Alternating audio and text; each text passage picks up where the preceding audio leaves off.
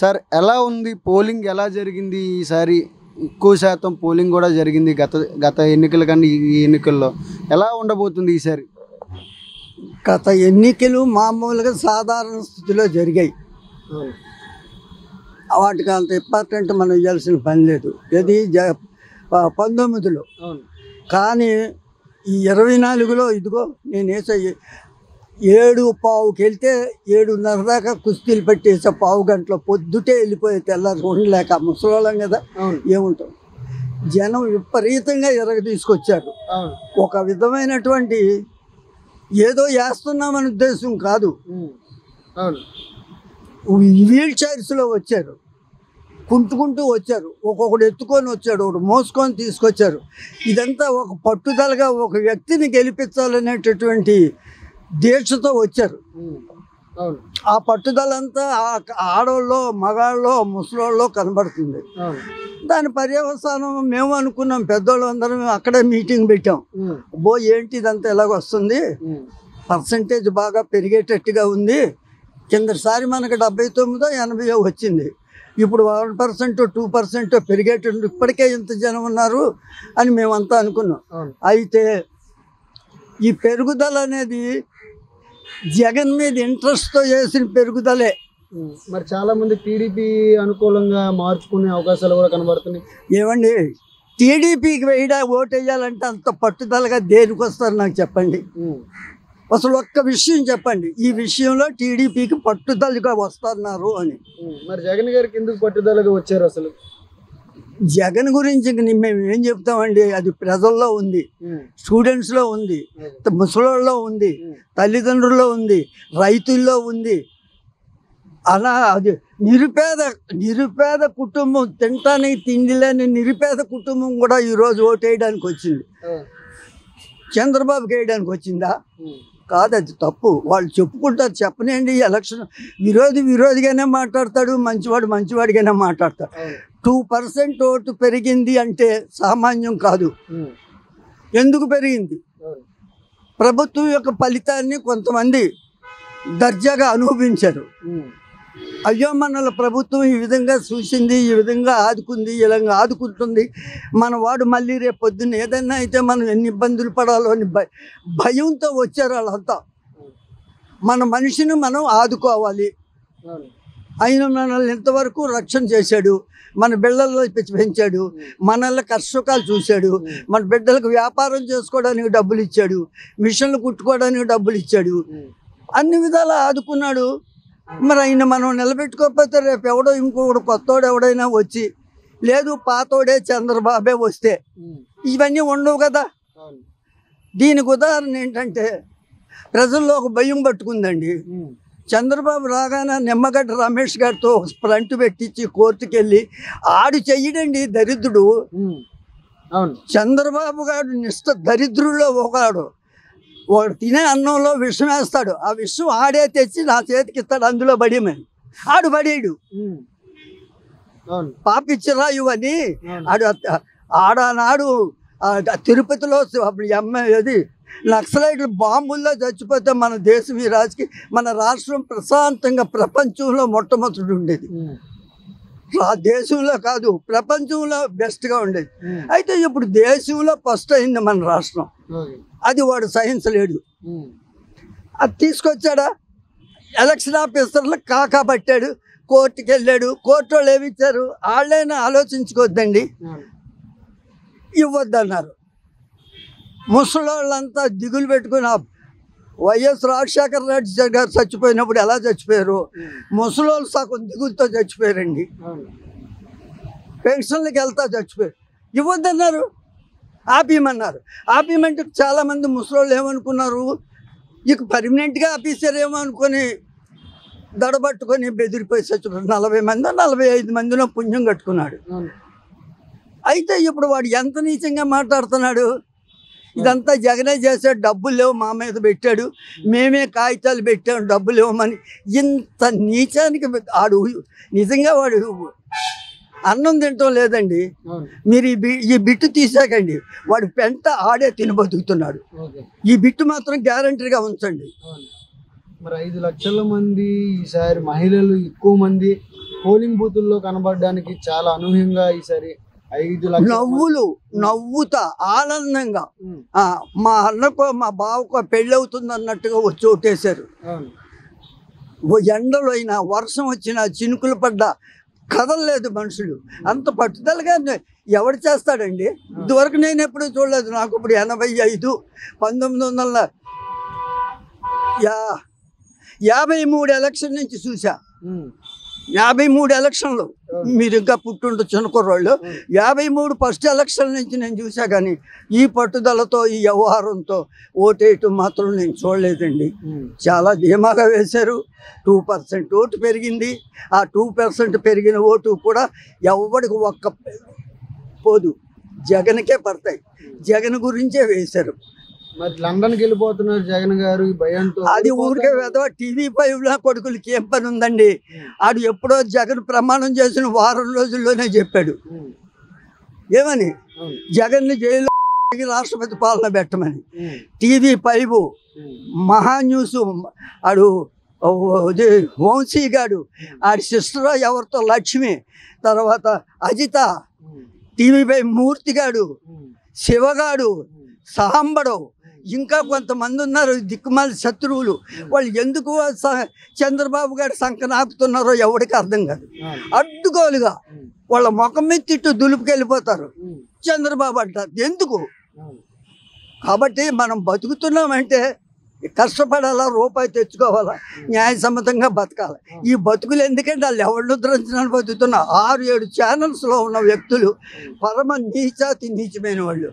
వాటి గురించి రేపు సెన్సార్ పెట్టాలండి. మా చిన్నప్పుడు వార్తలు వచ్చాయి, ఆల్ ఇండియా రేడియో వార్తలు. అవి గవర్నమెంట్ అప్రూవల్ చేసి నీకు ఇస్తేనే చదివేవాడు. 7 గంటలకి మేము చిన్నప్పుడు ఇలా పార్కుల్లో పోయి కూర్చి వార్తలు చదువుతుంది రామ సుబ్రహ్మణ్యం. అలాగే పెట్టేసి వీళ్ళందరూ నోరు ముగించకపోతే ప్రజలకు బుర్ర తినేస్తున్నారు. వాళ్ళు చేసేది ఏమీ లేదు, అనుమానాస్పదం. ఇప్పుడు చూడండి దీన్ని ఎంత చేస్తున్నారో.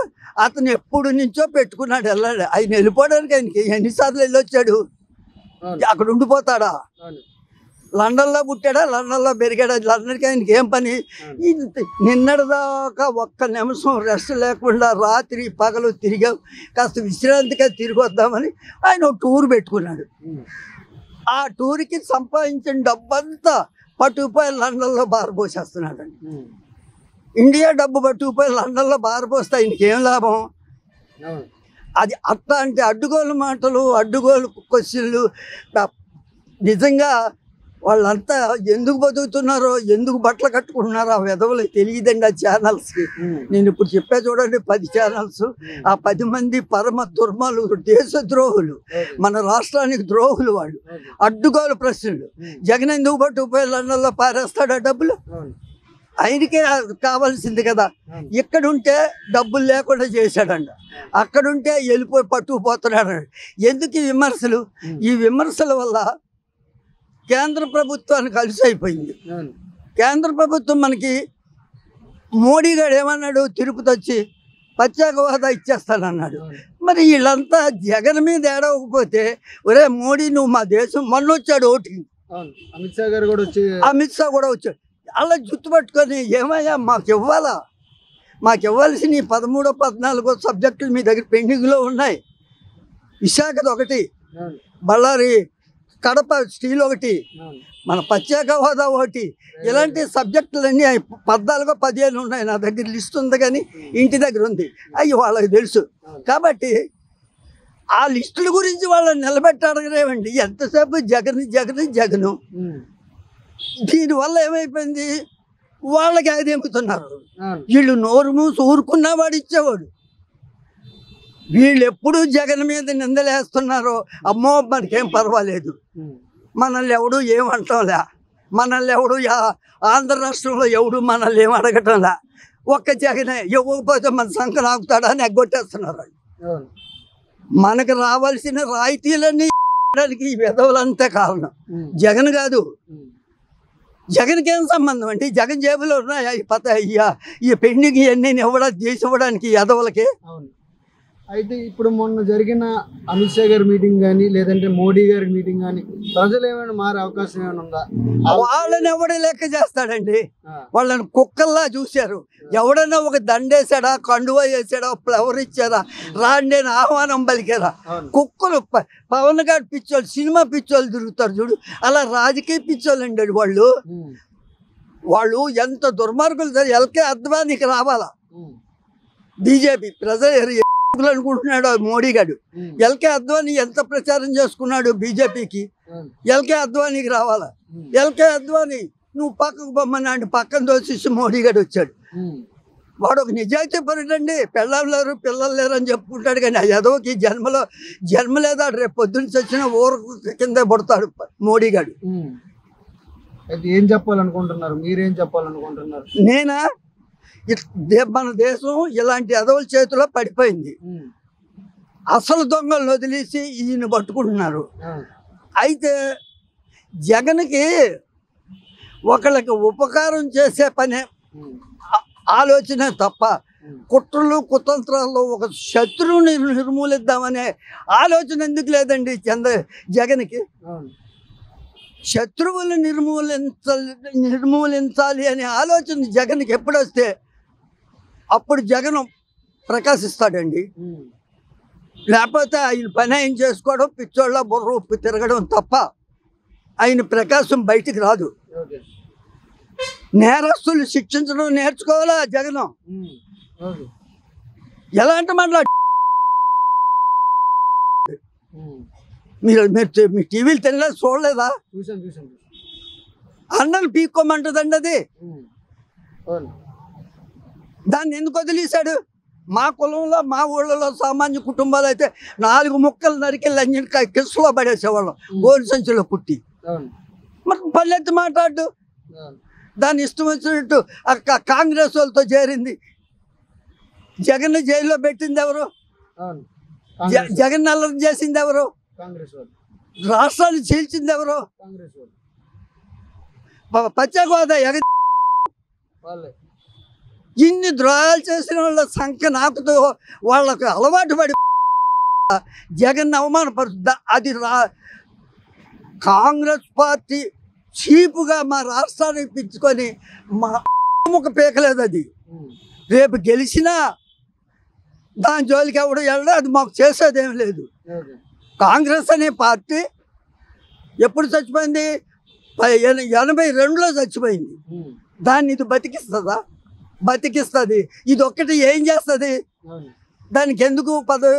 అన్నను తిట్టడానికి, అన్నను అల్లరి చేయడానికి చేసింది. ఈ మధ్య ఇంకో మాట మాట్లాడింది, ఏదైనా కుటుంబ గోప్యం గుమ్మం దాటకూడదు.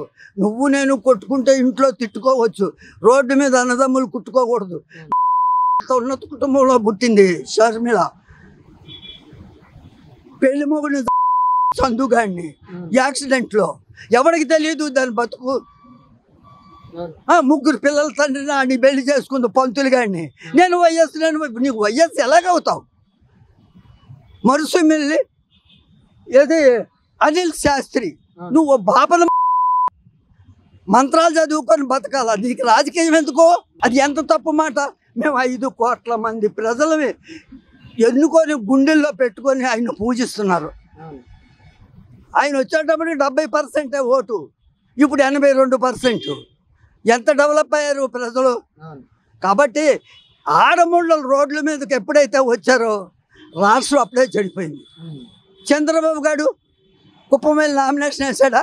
అటు పెళ్ళాన్ని పిల్లల్ని పంపించి నామినేషన్ వేయించాడు. వాడు ఒక ఎదవ, వాడు ఎదవలకు పక్కన పెట్టండి. ఆడిని ఆడు కొడుకున్నాడు, వాడు నామినేషన్ వేసాడు. ఎక్కడ మంగళగిరిలో. ఆడి పెళ్ళాన్ని పంపించాడు. ఒక్కొక్కడు మొగుళ్ళ ఇళ్లలో దాకొని పెళ్ళాల రోడ్ల మీద వదిలేశారేమండి. వాళ్ళు ఒకరికి బుద్ధి చెప్తారేమండి. అయినా ఈ మధ్య మరీ ఘాటైన మాట ఉంది షర్మిల. నాకు ఆ కుటుంబంతో దగ్గర పరిచయాలు ఉన్నాయి. నేను రేపు అంకాలం గూడూరు వెళ్ళి వాళ్ళని కలుసుకోనో వాళ్ళ ఫ్రెండ్స్కో ఇవన్నీ చెప్తా అంటే వాళ్ళందరికీ అక్కడ తెలుసు అనుకో. ఏమంది? జగన్ భార్య అవినాష్తో సంబంధం. అది ఎంత డేంజర్ అండి, కుటుంబాలు పాడైపో. ఈ మాట భరించలేక ఆమె చచ్చిపోతే జగన్ ఏమవుతాడు, జగన్ పిల్లలు ఏమవుతారు? అంత నింద వేయవలసిన అవసరం నీకేమొచ్చింది? నీ బాబు సొమ్ము ఏం పోయింది? నీ ఆశ ఎవడే తూపోయాడు? ఆమెకు రంకు కడతావా? నువ్వు చక్కగా నలుగురిని పెళ్లి చేసుకున్నావు, ఇప్పుడు ఎవడో సినిమా యాక్టర్తో సంబంధం పెట్టుకున్నావు. నిన్నెవడో అంటం లేదు. నువ్వు మటుకు నువ్వు బతుకు. ఒకరి బతుకెందుకు తీసేస్తున్నావు? కాబట్టి వైఎస్ కుటుంబం అంతా కూడా ప్రతి వాళ్ళు ఆ కుటుంబం నుంచి ఆ సునీత చంపిందండి ఆయన్ని, మాకందరికి తెలుసు. నర్రెడ్డి రాజశేఖర రెడ్డిని దీన్ని చంపారు సార్. ఎందుకు? వాళ్ళ బాబు ఇది మహమ్మదీ అమ్మాయిని పెళ్లి చేసుకున్నాడు, ఆస్తి అంతా ఆడికి ఇచ్చేస్తున్నాడని, ఆడికి ఒక కుర్రోడు ఉన్నాడని.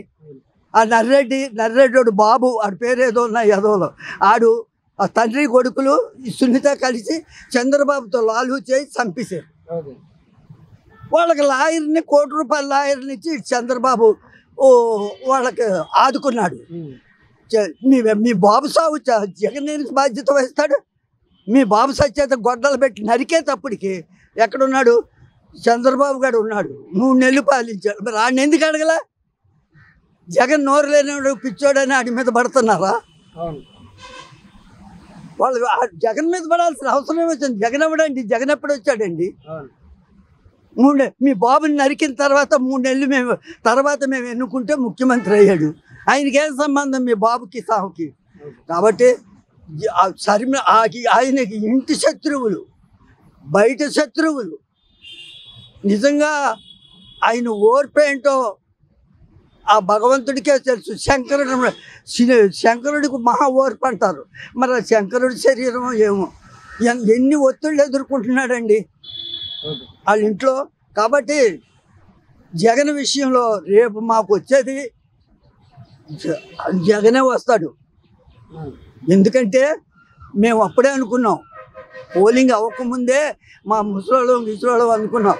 పర్సెంటేజ్ పెరిగి మనకప్పుడు 79 వచ్చాయి. 79 వస్తే 150 ఏది 100 ఓట్లో 110 ఓట్లో నెంబర్లతో ఎమ్మెల్యేలతో గెలుస్తాడు అనుకున్నాం. కానీ ఇప్పుడు అలా కాదు, ఫుల్ మెజార్టీతో గెలుస్తాడు. ప్రజలంతా చాలా పట్టుదలగా దీక్షతో ఓట్లేశారు. కొంతమంది భక్తులైతే జగన్ భక్తులైతే హైదరాబాద్ నుంచి కూడా వచ్చేసారు. మా బూత్లో హైదరాబాద్ నుంచి వచ్చేసిన 4 ఉన్నారు. కాబట్టి ఇందులో మనం వాళ్ళు అనుకున్న దాని గురించి మనం విలువ ఇవ్వాల్సిన పని లేదు. ఓటింగ్ పెరిగిందంతా జగన్ కోసం, జగన్ గురించి, జగన్ పరిపాలన గురించి, ఆయన ప్రవర్తన గురించే మన రాష్ట్రంలో 2% ఓటు పెరిగింది. కాబట్టి ఆ పెరుగు నోటుతో మన జగనే వస్తాడు.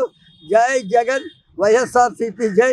కానీ షర్మిలకు మాత్రం కుటుంబంలో మాత్రం ఆమె ఇలాంటి అసభ్యకరమైనటువంటి సమాజం వ్యతిరేకమైనటువంటి మాటలు మాట్లాడుతుంది. దాన్ని జగన్ గారిని, విజయమ్మ గారిని కంట్రోల్ చేయాలి.